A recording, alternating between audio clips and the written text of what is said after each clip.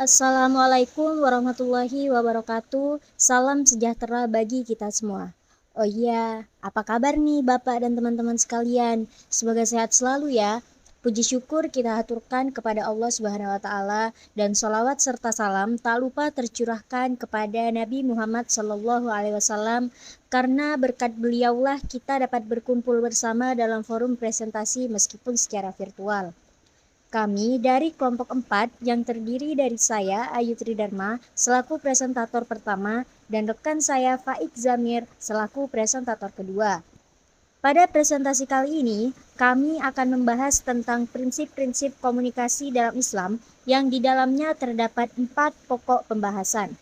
Untuk pembahasan lebih lanjut, mari kita simak bersama-sama yang akan dipaparkan oleh saya sendiri. Pembahasan yang pertama yakni tentang kejujuran yang difirmankan oleh Allah dalam Al-Quran Surah Al-Baqarah ayat 168 yang berbunyi الذين قالوا لإخوانهم وقعدوا لو أطاعونا ما قتلوا قل فادرءوا عن أنفسكم الموت إن كنتم صادقين. Maksud dari ayat di atas menjelaskan tentang para kaum munafik yang mendatangi saudaranya kaum muslimin yang ikut berperang dan terbunuh dan mengatakan, seandainya kalian mengikuti perkataan kami kaum munafik, maka tentu saja kalian tidak akan terbunuh, yang menggambarkan jika apa yang mereka katakan itu benar, sehingga Allah berfirman yang dimana memerintahkan Nabi untuk mengatakan, hentikan kematian yang akan datang pada dirimu jika ucapanmu memang benar. Kejujuran merupakan sebuah aspek yang sangat penting dalam hidup kita, terutama untuk berkomunikasi. Karena kejujuran sendiri memiliki dampak baik bagi kehidupan kita, seperti contohnya kita mudah dipercaya kepada orang lain karena kita sering jujur. Namun kebalikannya, jika kita tidak jujur kepada orang-orang, maka orang-orang justru akan jauhi kita karena kita dikenal sebagai pembohong. Seperti itu teman-teman.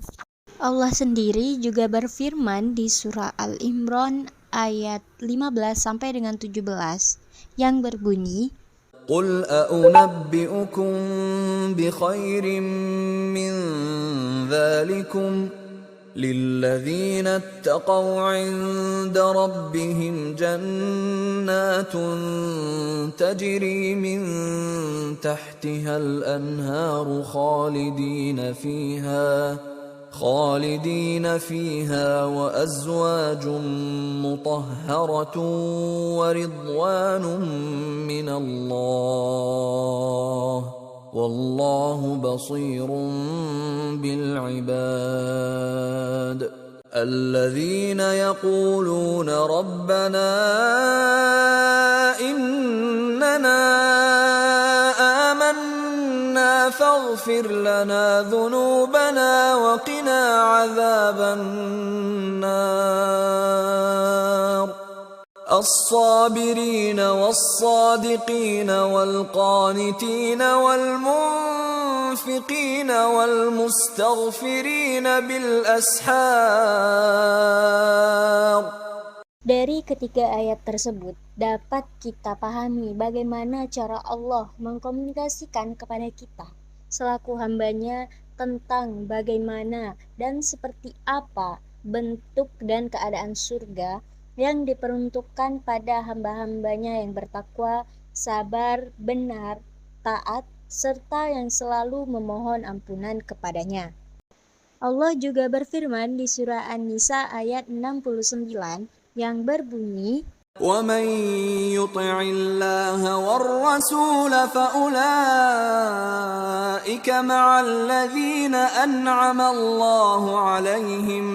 فأولئك مع الذين أنعم الله عليهم من النبيين والصديقين والشهداء والصالحين وحسن أولئك رفيقا. di ayat ini dapat kita simpulkan bahwa barang siapa yang taat kepada Allah dan Rasul, maka ia akan bersama orang-orang yang dianugerahi Allah hak untuk masuk surga. seperti para nabi, siddiqin, serta orang yang memiliki keyakinan penuh kepada ajaran yang dibawa oleh nabi dan mempelajarinya dengan kesungguhan. Maka, pada ayat tersebut, Allah menyebut mereka dengan sebutan teman yang sebaik-baiknya. Nah, pada dasarnya, kejujuran sendiri tidak hanya berlaku dari kita untuk orang lain, namun berlaku juga untuk kita, diri kita sendiri, serta kepada Allah selaku Tuhan kita. Walaupun tanpa kita mengatakan jika kita sebenarnya sudah melakukan, namun kenyataannya tidak, Allah sendiri tahu, namun tetap saja kita harus selalu memelihara kejujuran itu kepada diri kita sendiri. Karena kejujuran mampu membuat kita selalu memberikan kesan baik di mata orang.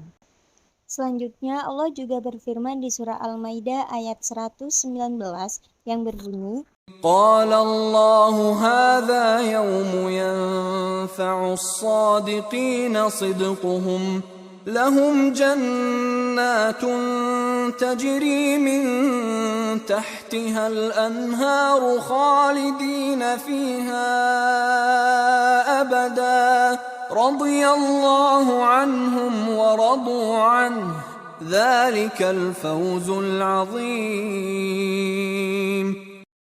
yang artinya Allah berfirman, ini adalah hari yang kebenaran orang-orang yang benar bermanfaat bagi mereka. Bagi merekalah surga-surga yang mengalir di bawahnya sungai-sungai. Mereka kekal di dalamnya selama-lamanya.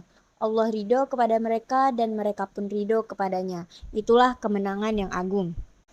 Maksud dari ayat di atas adalah, pada hari kiamat, Allah Subhanahu wa Ta'ala berfirman kepada Nabi Isa alaihissalam, ini adalah hari pembalasan yang akan bermanfaat bagi orang-orang bertauhid atas tauhid mereka kepada Tuhan mereka dan kepatuhan mereka kepada syariat-syariatnya, serta kejujuran niat-niat mereka dan ucapan-ucapan dan perbuatan-perbuatan mereka. Dan disebutkan pula, jika di sana mereka hidup kekal di taman-taman yang mengalir di bawah istana-istana mereka dan pohon-pohon yang berjejer di sepanjang sungai-sungai mereka. Mereka ridho Allah atas pahala yang besar yang Dia anugerahkan kepada mereka karena Dia menerima perbuatan baik mereka. Uang yang banyak adalah pahala dan kesenangan bagi mereka. Jadi, barang siapa yang menanamkan kejujuran sejak dini, maka Allah akan membalas serta memberikan kenikmatan yang tiada tara di saat hari pembalasan nanti. Seperti apa yang Allah firmankan kepada Nabi Isa alaihissalam.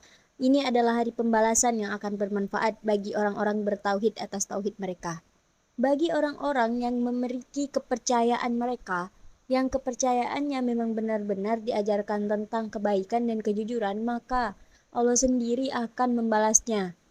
Seperti itu teman-teman. Selanjutnya adalah surah An-Nahl ayat 116 yang berbunyi, ولا تقولوا لما تصف ألسنتكم الكذب هذا حلال وهذا حرام لتفتروا على الله الكذب إن الذين يفترون على الله الكذب لا يفلحون. dari ayat di atas, Allah menuangkan firman-Nya, dan janganlah kamu mengatakan terhadap apa yang disebut-sebut oleh lisanmu secara dusta, ini halal dan ini haram, untuk mengada-ngadakan kebohongan terhadap Allah. Seperti yang dilakukan oleh orang-orang musyrik. Mereka membuat sesuatu menjadi halal dan haram tanpa wahyu ilahi atau undang-undang surgawi yang dilarang oleh Allah. Sebagai contoh, mereka tidak dapat mengatakan bahwa sesuatu itu halal atau haram dengan berbohong. Seperti, ini halal dan ini haram. Semua yang mereka lakukan dan katakan didasarkan pada mengarang cerita dan berdusta atas nama Allah. Orang yang berdusta demi Allah tidak akan pernah berhasil. Sebagaimana firman-Nya, orang-orang yang mengada-ngadakan kebohongan terhadap Allah, mereka tidak akan beruntung. Dari ayat ini dapat kita lihat betapa kebohongan itu sangatlah tidak baik. Karena Allah sendiri mengatakan dalam firman-Nya, jika orang-orang yang mengadakan kebohongan bahkan terhadap Allah, mereka tidak akan beruntung. Jadi, Mulai dari saat ini, kita harus lebih jujur lagi. Dimulai dari diri kita sendiri. Seperti, jangan pernah takut untuk menolak jika sebenarnya apa yang orang lain ajak kepada kita itu tidak sesuai dengan apa yang kita mau, ataupun tidak sesuai dengan apa yang ada di diri kita. Karena pada dasarnya jika kita menerima, kita bohong kepada diri kita sendiri, dan itu dapat merugikan diri kita sendiri. Seperti itu. Selanjutnya adalah surah Al-Ahzab ayat 24 yang berbunyi, ليجزي الله الصادقين بصدقهم ويعذب المنافقين إن شاء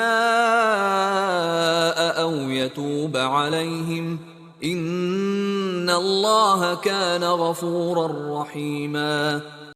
makna dari ayat tersebut adalah Allah akan memberikan pahala kepada siapa saja yang berpartisipasi dalam perang Ahzab. Begitu juga dengan orang-orang yang jujur dalam niat, ucapan, dan tindakan mereka. Jika Allah menghendaki, Dia akan menghukum orang-orang munafik dengan mengusir mereka, mengingkari janji, dan melanjutkan kemunafikan mereka. Jika Dia menghendaki, Dia juga akan membuat mereka bertaubat, dan Dia akan mengampuni mereka karena taubat dan meninggalkan kemunafikan. Sesungguhnya Allah Maha Pengampun bagi hamba-hambanya yang bertaubat dan menerima taubat mereka, dan Dia Maha Pengampun bagi orang-orang yang berbalik melakukan dosa jika mereka bertaubat. Selanjutnya ada surah Al-Baqarah ayat 83 yang berbunyi, وَإِذْ أَخَذْنَا مِيثَاقَ بَنِي إِسْرَائِيلَ لَا تَعْبُدُونَ إِلَّا اللَّهَ وَبِالْوَالِدَيْنِ إِحْسَانًا وَذِي الْقُرْبَى وَالْيَتَامَى وَالْمَسَاكِينِ وَقُولُوا لِلنَّاسِ حُسْنًا وَأَقِيمُوا الصَّلَاةَ وَآتُوا الزَّكَاةَ ثُمَّ تَوَلَّيْتُمْ إِلَّا قَلِيلًا مِنْكُمْ وَأَنْتُمْ مُعْرِضُونَ. Ayat ini diturunkan sebagai akibat dari ketidaktaatan mereka yang sering terjadi.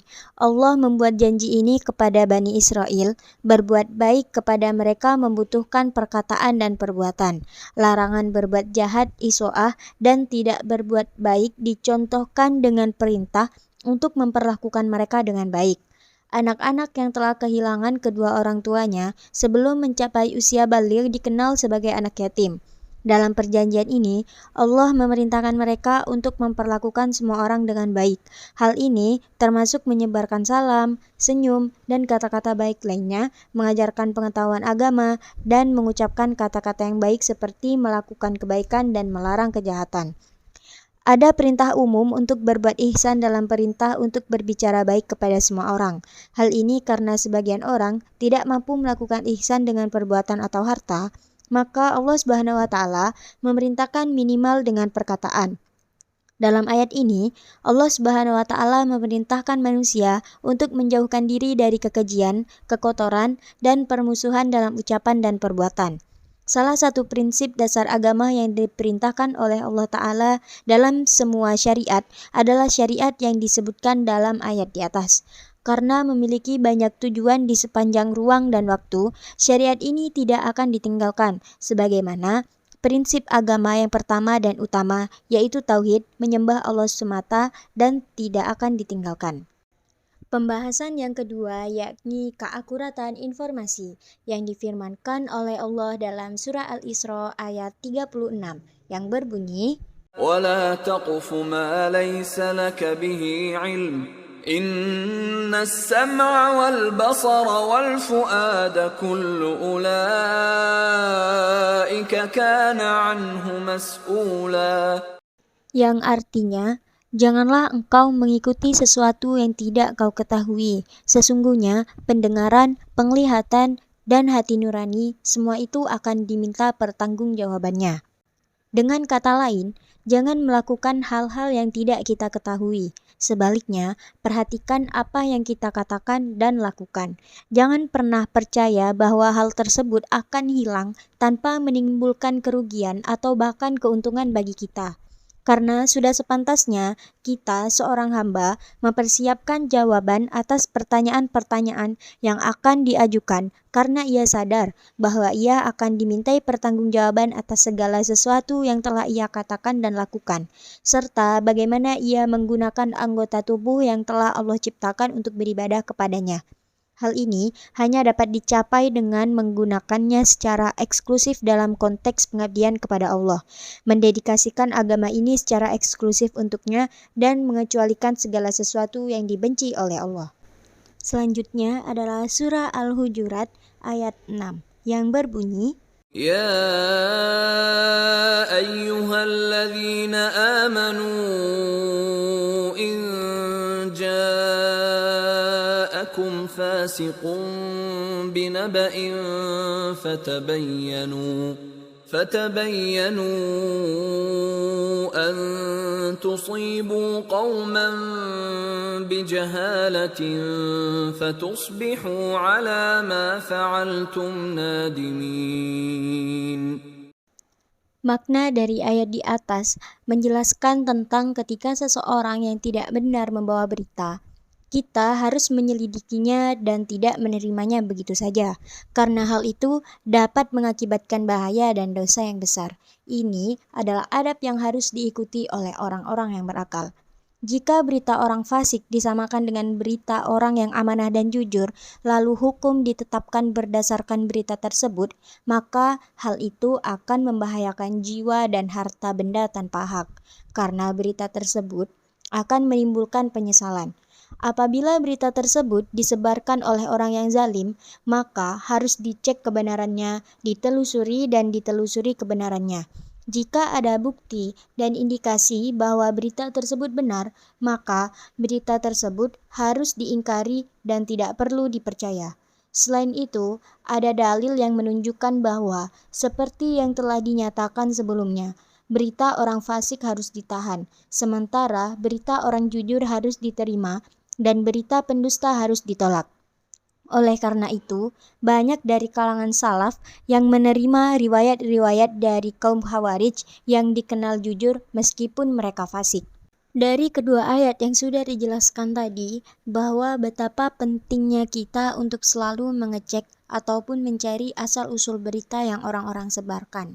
Karena meskipun bukan kita sebagai pelaku utama dalam penyebaran berita tersebut, tidak menutup kemungkinan jika berita-berita tanpa asal-usul yang jelas itu dapat membahayakan diri kita sendiri, sehingga mengharuskan kita untuk selalu berhati-hati dalam memilih ataupun menerima berita. Mungkin hanya ini yang dapat saya sampaikan untuk pembahasan kali ini, dan akan dilanjutkan kembali oleh rekan saya, Faik Zamir, selaku presentator kedua. Kepada Faik Zamir, saya persilahkan. Baik, terima kasih. Pembahasan selanjutnya yakni didasari oleh motivasi yang lurus dan benar. Dalam Quran surat An-Nisa ayat 114. لا خير في كثير من نجواهم إلا من أمر بصدقة أو معروف أو إصلاح بين الناس ومن يفعل ذلك ابتغاء مرضات الله فسوف نؤتيه أجرا عظيما. Yang artinya tidak ada kebaikan pada banyak pembicaraan rahasia mereka, kecuali pada pembicaraan rahasia orang yang menyuruh bersedekah, berbuat kebaikan, atau mengadakan perdamaian di antara manusia. Siapa yang berbuat demikian karena mencari ridho Allah, kelak kami anugerahkan kepadanya pahala yang sangat besar. Hal ini menunjukkan bahwa mayoritas apa yang dibicarakan dan diperbincangkan oleh manusia tidak ada sisi positifnya. Akan tetapi, Allah memberikan pengecualian dalam firman-Nya terhadap hal-hal yang tidak ada sisi positifnya. Baik karena tidak ada manfaatnya, seperti perkataan yang mubah namun tidak ada faedahnya, maupun karena ada sisi negatifnya yang membahayakan, seperti perkataan yang diharamkan dalam berbagai bentuknya. Kecuali bisikan-bisikan orang yang menyuruh manusia memberi sedekah, bisa berupa harta, ilmu, atau apa saja yang bermanfaat. Bisa juga berupa ibadah-ibadah sederhana seperti memuji, bertasbih, dan sejenisnya. Sebagaimana sabda Nabi, sesungguhnya setiap tasbih adalah sedekah, takbir adalah sedekah, tahlil adalah sedekah, amar ma'ruf adalah sedekah, nahi mungkar adalah sedekah, dan dalam berdima adalah sedekah. Atau kerjakanlah yang ma'ruf, yakni beramal soleh, taat, dan melakukan segala sesuatu yang menurut Allah dan akal sehat manusia adalah baik. Karena melarang yang mungkar itu baik, dan perbuatan baik itu tidak akan sempurna kecuali disertai dengan melarang yang mungkar.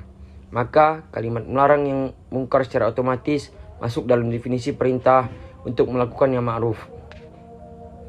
Jika keduanya dimasukkan, maka makna ma'ruf adalah mengerjakan yang diperintahkan, sedangkan makna nahi mungkar adalah melarang yang dilarang.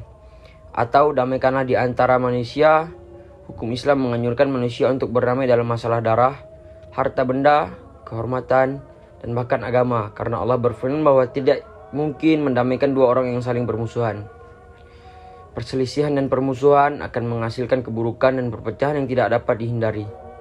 Sebagaimana firman Allah, dan berpeganglah kamu semuanya kepada tali agama, dan janganlah kamu bercerai-berai. Dan dalam ayat lain, dan kalau ada dua golongan dari mereka yang beriman itu berperang, hendaklah kamu damaikan antara keduanya. Tetapi kalau yang satu melanggar perjanjian terhadap yang lain, hendaklah yang melanggar perjanjian itu kamu perangi sampai surut kembali pada perintah Allah dan firman-Nya. Dan perdamaian itu lebih baik bagi mereka, lebih baik daripada orang yang melakukan sholat, puasa, dan sedekah adalah orang yang berusaha mendamaikan orang lain. Orang yang bekerja untuk perdamaian yakin bahwa Allah akan memperbaiki usaha dan amalnya. Sama seperti orang yang berusaha membuat kerusakan tidak akan diizinkan untuk melanjutkan, dan Allah tidak akan menyempurnakan tujuannya untuknya. Sebagaimana firman Allah, sesungguhnya Allah tidak akan membiarkan terus berlangsung pekerjaan orang-orang yang membuat kerusakan.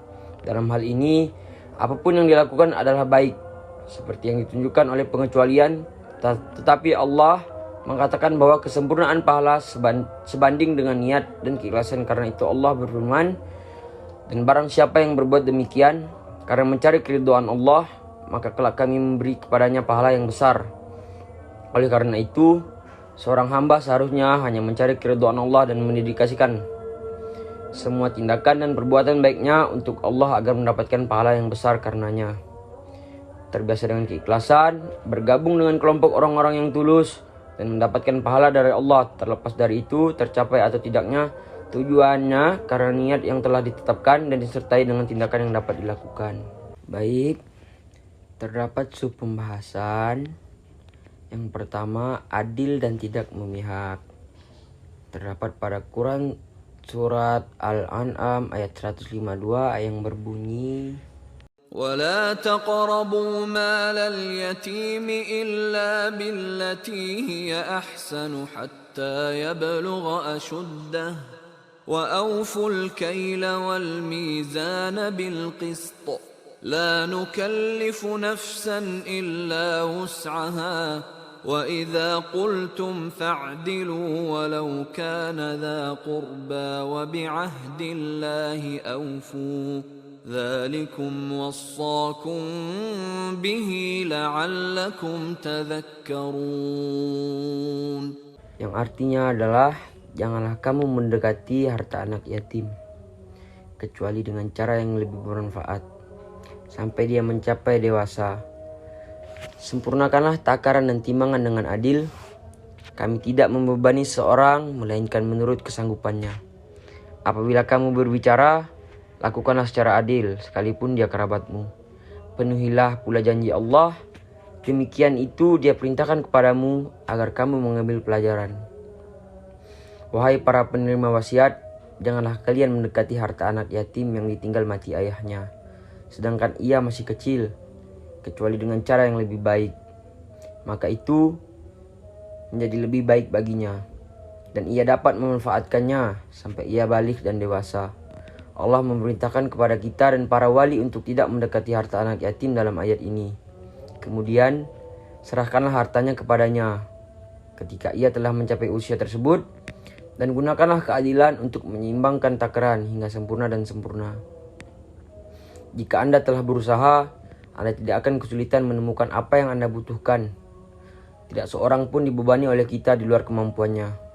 Jika Anda bicara, berusahalah untuk bersikap adil tanpa menyimpang dari kebenaran, baik dalam menyampaikan berita, bersaksi, memutuskan hukum, atau membela diri. Bahkan jika kerabat Anda adalah subjek dari pidato tersebut, oleh karena itu, janganlah kamu memihak kepadanya tanpa alasan yang benar. Dan laksanakanlah janji yang telah Allah berikan kepada kalian, bahwa kalian akan mengikuti hukum-hukumnya. Dengan harapan agar kalian mengingat nasib kalian di masa depan, Allah memerintahkan kalian untuk melaksanakan hal-hal yang dibacakan kepada kalian sebagai hukum. Meskipun orang yang dituduh adalah kerabat Anda, jika Anda berbicara untuk membuat keputusan tentang urusan manusia, memberikan informasi, kesaksian, atau syafaat, bersikaplah adil dan penuhilah setiap janji Allah yang memberikan kepadamu untuk dilaksanakan. Ini adalah hal-hal luar biasa yang Allah perintahkan dan tekankan kepada kalian, agar kalian dapat mengambil manfaat darinya. Ibnu Ashur menyatakan tentang firman Allah, ayat ini mencakup semua interaksi dan transaksi lisan, termasuk kesaksian, pengambil keputusan, pemberian rekomendasi, tuduhan, musyawarah, perdamaian, dan penyampaian kondisi barang dalam transaksi, seperti kondisi barang yang dijual atau disewakan yang kekurangannya. Dan dalam hal kontrak, wasiat, sumpah, dan adapun yang melibatkan pujian atau cercaan. Keseluruhan ini didasarkan pada kata-kata. Baik, pembahasan selanjutnya, berkualitas jika tak penting lebih baik diam. Quran surat Al-Baqarah ayat 83 yang berbunyi, وَإِذْ أَخَذْنَا مِيثَاقَ بَنِي إِسْرَائِيلَ لَا تَعْبُدُونَ إِلَّا اللَّهَ وَبِالْوَالِدَيْنِ إِحْسَانًا وَذِي الْقُرْبَى وَالْيَتَامَى وَالْمَسَاكِينِ وَقُولُوا لِلنَّاسِ حُسْنًا وَأَقِيمُوا الصَّلَاةَ وَآتُوا الزَّكَاةَ ثُمَّ تَوَلَّيْتُمْ إِلَّا قَلِيلًا مِّنكُمْ وَأَنْتُمْ مُعْرِضُونَ. yang artinya adalah, ingatlah ketika kami mengambil perjanjian dari Bani Israel, janganlah kamu menyembah selain Allah, dan berbuat baiklah kepada kedua orang tua, kerabat, anak-anak yatim, dan orang-orang miskin. Selain itu, bertutur katalah yang baik kepada manusia, laksanakan sholat, dan tunaikan zakat. Akan tetapi, kamu berpaling atau mengingkarinya, kecuali sebagian kecil darimu, dan kamu masih menjadi pembangkang. Berdasarkan makna ayat di atas, Allah memerintahkan mereka untuk berkata baik kepada semua manusia sebagai bagian dari perjanjian ini. Hal ini termasuk berbuat baik kepada orang lain, memberikan pengetahuan tentang agama, menyapa orang lain, tersenyum, dan menggunakan kata-kata baik lainnya. Ada perintah umum untuk melakukan ihsan dalam perintah untuk berbicara baik kepada semua orang. Hal ini karena sebagian orang tidak mampu melakukan ihsan dengan perbuatan atau harta, maka Allah Subhanahu wa taala memerintahkan minimal dengan perkataan. Dalam ayat ini, Allah Subhanahu wa taala memerintahkan manusia untuk menjauhkan diri dari kekejian, kekotoran, dan permusuhan dalam ucapan dan perbuatan. Salah satu dasar agama yang Allah Ta'ala tetapkan dalam semua syariat adalah syariat yang disebutkan dalam ayat di atas, karena memiliki banyak tujuan di sepanjang ruang dan waktu. Syariat ini tidak akan ditinggalkan, sebagaimana prinsip agama yang pertama dan utama, yaitu tauhid, menyembah Allah semata, tidak akan ditinggalkan. Terima kasih. Sekian. Wassalamualaikum warahmatullahi wabarakatuh. Akhirnya selesai sudah pembahasan kami berdua pada kali ini. Jika ada pertanyaan ataupun tanggapan yang ingin ditanyakan oleh teman-teman, silakan. Kami tunggu. Terima kasih.